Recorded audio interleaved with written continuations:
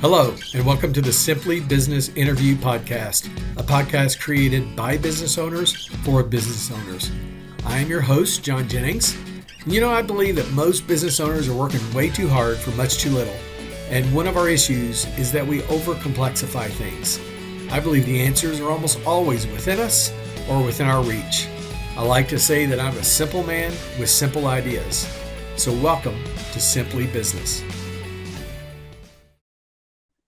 All right, today we are joined by Ali Yoder. Ali is a co-founder of 2A Talent Resources. I met Ali a few months ago at a networking event, and we hit it off.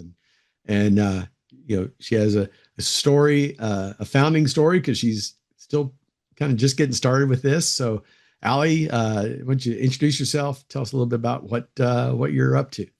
Sure. Well, thank you so much, first off, for having me on. I'm glad that we were able to connect and make this work. I'm Ali Yoder, co-founder of 2A Talent Resource. As you mentioned, we're still growing. So the business was recently launched in January of this year, but it's been a great experience so far. I'm here in Kentucky, been here for about 13 years, originally from Michigan. Got my degree in HR management from Western Michigan University. Worked for several large employers at the start of my career. That's how we ended up in Kentucky, was through a relocation opportunity, a promotional opportunity, and a relocation. So never ask somebody that's living in Michigan in the dead of winter if they want to relocate south, because the answer is always yes. Yeah. So we didn't know that we were going to stay here as long as we have been, but it's been about 13 years now, and we've enjoyed it. Other than your accent, you're just a true Kentuckian. Hey, I do like the word y'all. It's very convenient. There you go. So what inspired you to leave the corporate rat race and go out on your own? This crazy business owner idea of being a founder and working for yourself. What was the impetus behind that? Yeah. So as I mentioned, I'd worked for several large companies early on in my career. About 8 years ago, I had an opportunity to go to a smaller, privately owned company. And it was a great opportunity professionally, because they had some good processes and procedures in place when I went there, but there was a lot of opportunity. And so it gave me a chance from the HR profession to really be able to be creative and drive positive and meaningful, impactful changes to the organization and truly partner with the business. And so that was a lot of fun, very fulfilling. And so that role and company continued to grow. They were acquired a couple times, owned by private equity. My role continued to grow. And so when I knew that there were changes that were going to be made, and knew that it was time to make a change in my career, as I saw how successful I was in helping that small business grow and drive those changes. I really wanted to do that for other companies. So my business partner and I, we originally were going to just do recruiting, but I had been contacted by a former coworker about if I'd ever thought about doing consulting, and said, yeah, sure. I just never knew how to start. And so I got a great, lead very quickly, a very successful lead quickly, that really started getting our wheels turning, and thought, maybe it's not just recruiting. Maybe this is where there's a good opportunity to make these impactful changes. And when you're going in and you're working with a business that they need that structure, they need that support, they need that guidance, to me, that's fun. And that's the fun stuff of HR. And that has really driven us to kind of the business model that we're at today. But personally, I have 4 children, and when you're starting over at a new company, you don't want to let anybody down. While they might understand that you have 4 kids, 4 kids have 4 dentist appointments, 4 doctor's appointments, 4 eye doctor's Right. appointments. There's a lot that goes into that. And so this has really been a great way to continue to be able to work remotely, but still be able to be successful professionally. Okay. So, and maybe we'll circle back to, the balance aspect of what, there's unexpected things usually in business ownership there, but um, well, you're we're about, we're middle of the year, so you've been at this about 6 months, so you're still very much in that kind of that forming stage of a business. But what's been, I guess, the biggest surprise so far for you?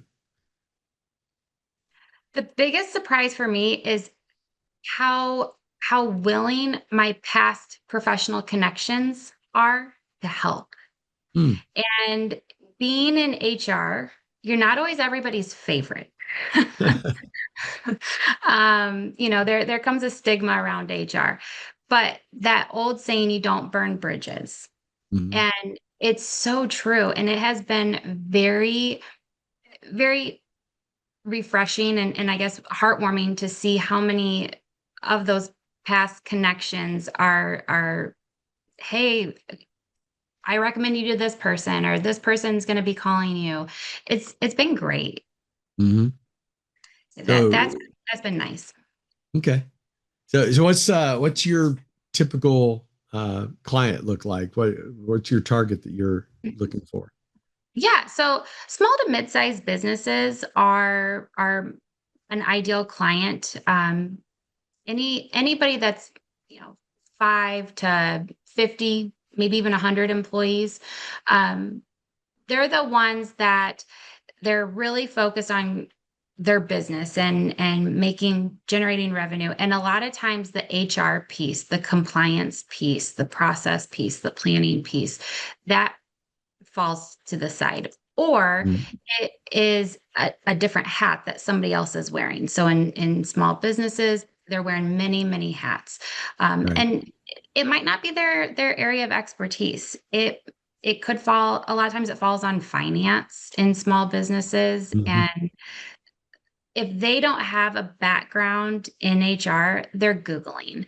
And that can be a dangerous place at times. And sometimes you need an expert to handle certain situations or questions or have that experience.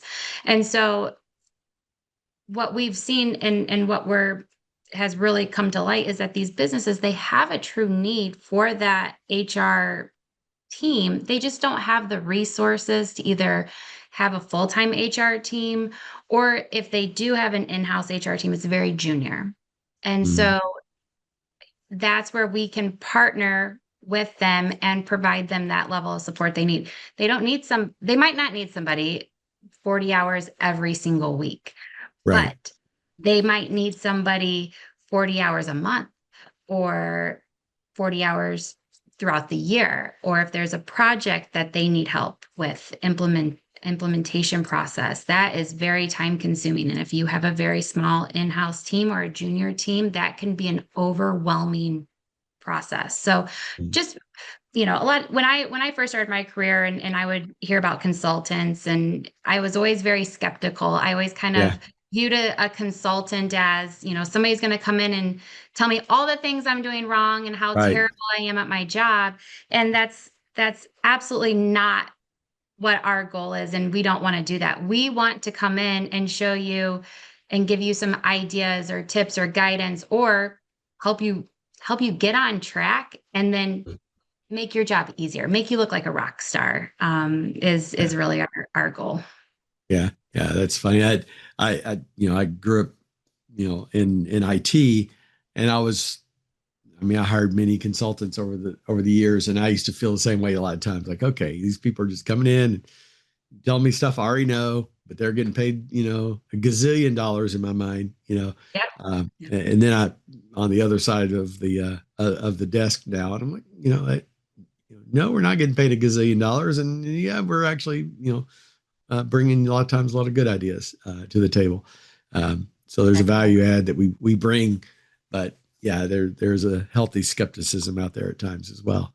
So what's been a win for you? Like, and this may not be in your because your business is still starting out, but what's been an example of something that you've done that's been transformative for a company?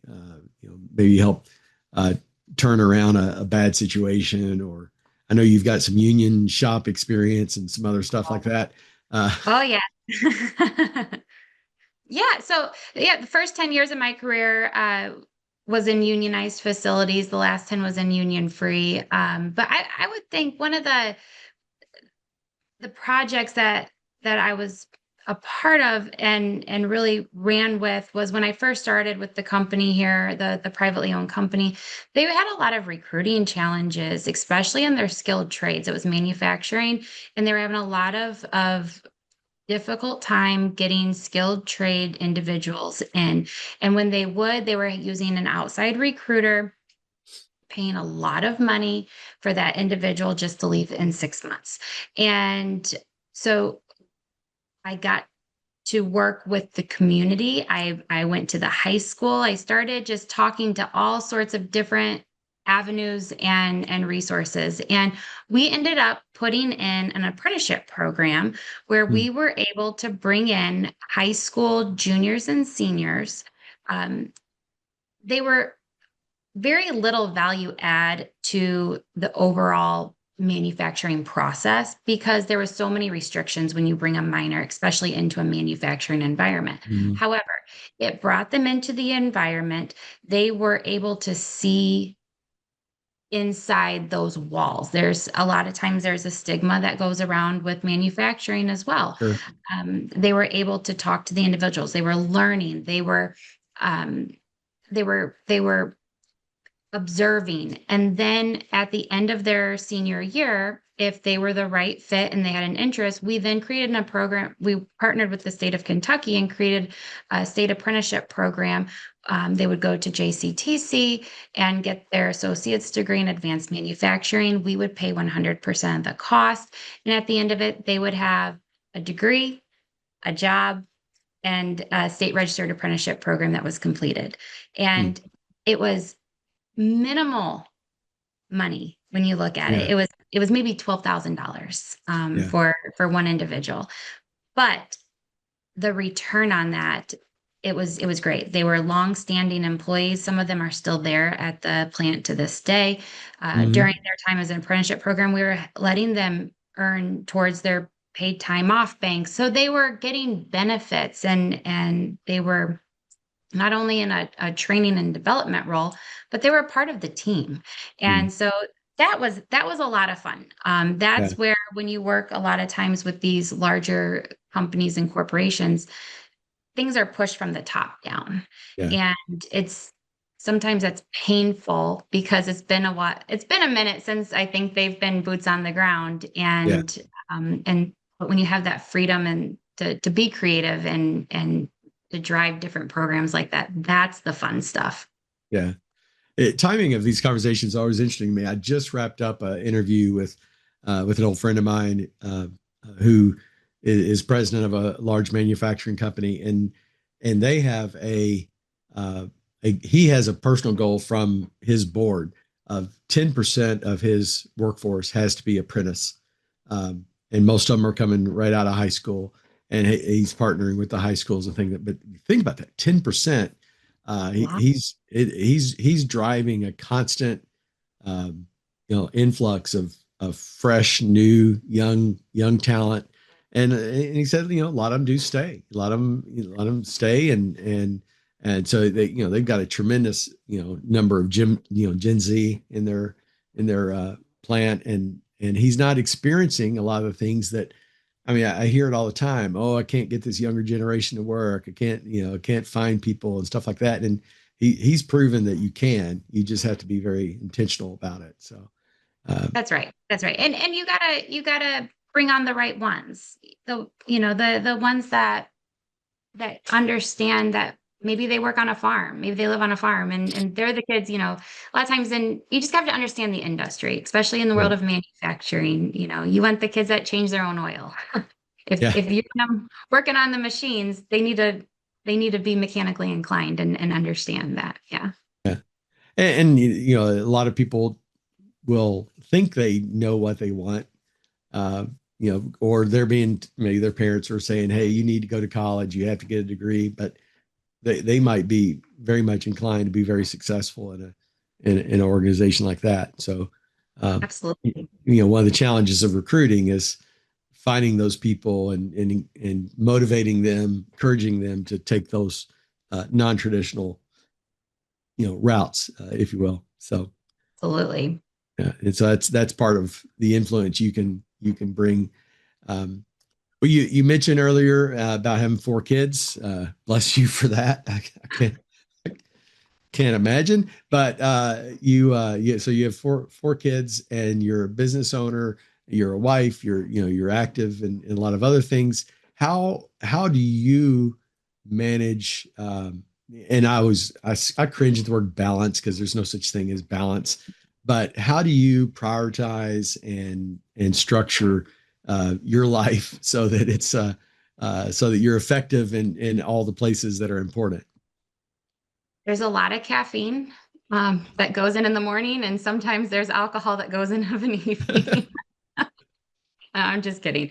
It's been it's sometimes it's a struggle, and sometimes it's a healthy balance, and sometimes it's a very wild balance. And in addition to the 4 kids and a business owner and a wife, we also have a puppy. I don't know if I shared with you that we bought a puppy. So we also have a golden retriever puppy who's about 5 months old. That because why not, right? I Yeah, mean, why not? why not? Let Um, it's who needs sleep at this yeah. point? It'll come later in life. I'm sure the kids will take care of the puppy, right? Well, I do have an older daughter. She's in high school, so she does help with the puppy, especially this summer. They've become very close, let's say. But the golden retriever puppy is like Velcro behind me. I'm her person for some reason. Okay. But no, we even when I was working in corporate world, and even when I only had 1 or 2 kids, having a good support system is very necessary. We're very lucky because my parents moved here several years ago, and they live right down the road, and they're very involved and very active. They help with picking the kids up of an afternoon, so I don't have to leave and stop what I'm doing. It gives me a little bit longer to work through my day. But even before they were here, we learned to rely on the village around us. And so sometimes the next door neighbors would have to, I would ask them to pick up our oldest from school and bring her home, or keep her for a couple hours, or take her to school for us. And you find your group of people, and you make that work. And it's very difficult at times because I'm somebody, I don't like to ask others for help. Yeah. But you learn to. Yeah. And but on the flip side, when my kids are sick, I'm mom and they want mom. And Yeah. so, you have to be able to prioritize their health, their well-being on top of the work will always be there. The Hmm. to-do list will always grow. It will Yeah. never disappear. You'll Right. never get caught up. It doesn't matter how hard you work or what you do. It's always going to be there. And so I think you get to a point in your career also that when it's time to say, hey, just so you know, I'm offline today. I'll be back tomorrow. Message me if Yeah. it's absolutely important. But you figure out that balance. I always look forward to summertime because I say it's a slowdown period, but really that's when our life seems to get so much busier. So now I'm looking forward to school going back. Yeah. I hear that a lot. Yeah. But yeah, no, it can be a balance, and sometimes it's some days are harder than others. Hmm. But I live off of my calendar. I share anything that we have going on with my husband, whether it's a doctor's appointment or whatever it might be. He has it in his calendar too. Just relying on that solid community and support system. But we would be lost if we didn't have my parents. Yeah.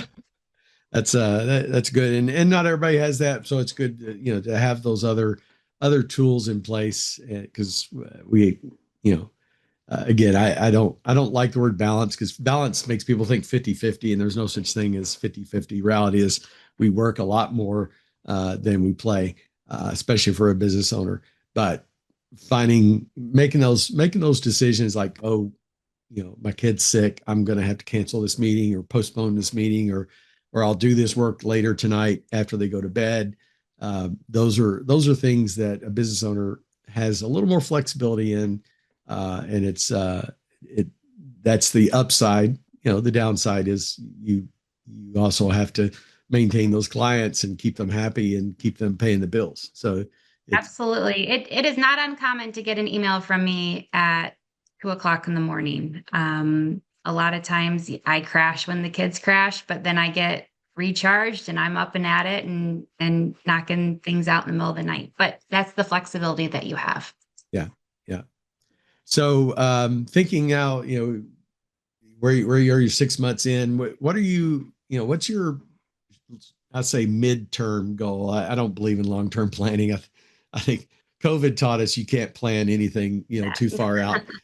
But if you're, wave a magic wand or have the crystal ball, a year from now, what's going on with 2A, and Yeah.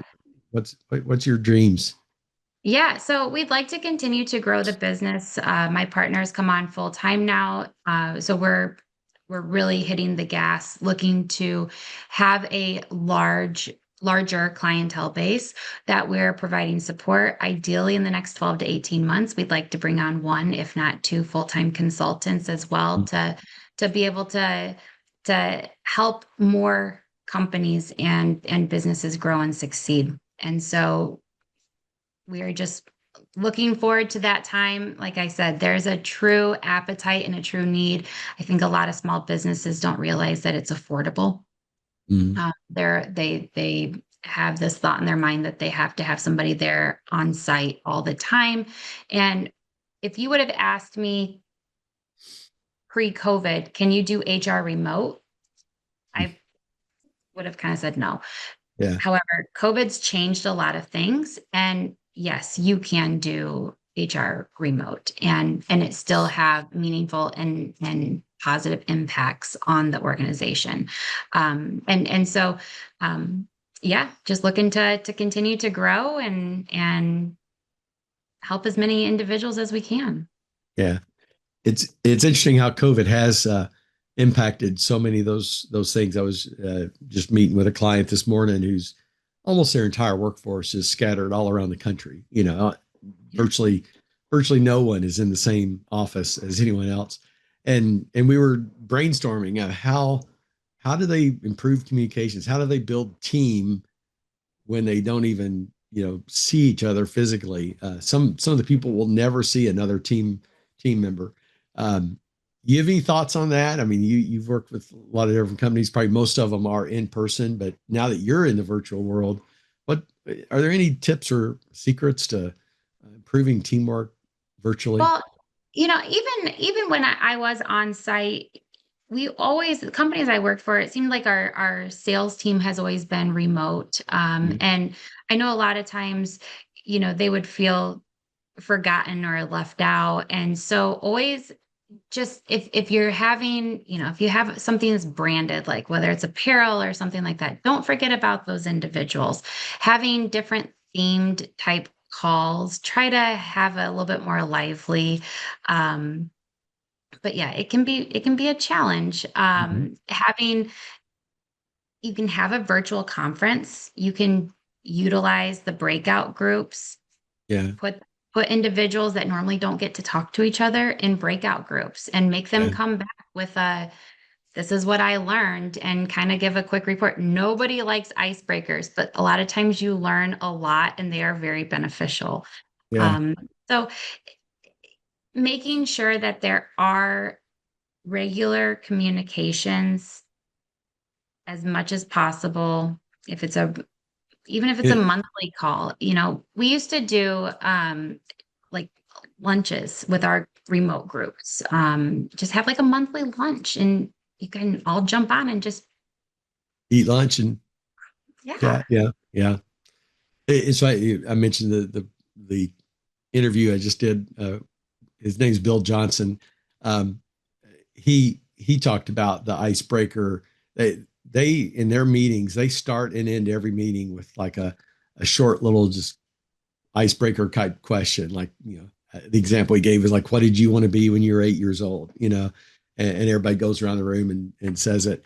And it's in his mind, it's that personal connection. It's also teaching people to everybody has a voice, and you don't get to edit, you don't get to provide your input. Everybody goes around and shares. And this is a large manufacturing company, global manufacturing company, and every almost every meeting starts and ends that way. I'm like, that's some discipline there, to dedicate 10 minutes of every meeting to doing something like that. That's interesting. So That is good. I think too, making everybody have their cameras on. If everybody's virtual, the cameras are huge. I hated it when COVID first hit. I dreaded having to put my camera on, and now yeah, it's just automatic, but it makes a difference. it does. I was actually just on with that client that I mentioned that everybody's virtual. They are just the opposite. Nobody has their cameras on, and so I could tell in this meeting I was in that people were disengaged. They were multitasking. Someone would call on somebody and they didn't answer. Well, guess what? They're probably not even in front of their computer right now. Uh, Exactly.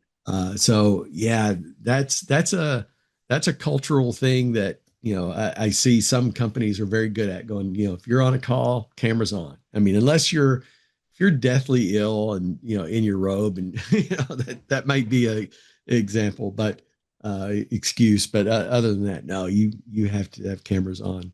I think that's I can't important. tell you how many times even my kids have made appearances on Yeah, corporate calls but I mean, that's just, sometimes that's the juggle, and that's part of it. But yeah, that having those cameras on, you can read somebody's body language, you can see if yeah, they're understanding, you can helps make sure that they're there and present yeah.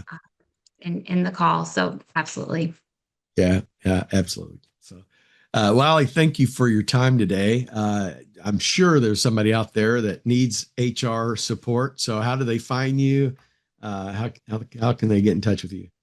Yeah. So 2atalentresource.com, or you can connect on LinkedIn, either under 2A Talent Resource or Ali Yoder, ALIYODER. So happy to connect with anybody and chat more. And I like to tell everybody, instead of phoning a friend, go ahead and phone HR if you need Yeah, some solid support and guidance. yeah, excellent. Well, thanks for being on the program. Appreciate you sharing your story. Wish you the best of luck in this endeavor. Well, thank you so much. Thank you for listening to today's episode. If you liked it, please share or like it on whatever platform you use. You can find me on social media. On most platforms, I'm John K. Jennings. My first book is also available. Your Baby is Ugly tells you about 10 truths that business owners need to hear but often won't, and how to overcome them. You can find it on Amazon. Just search for Your Baby is Ugly. And be watching for our next episode, where I'll interview another business owner who will share their stories and insights into what it's like to create a great business.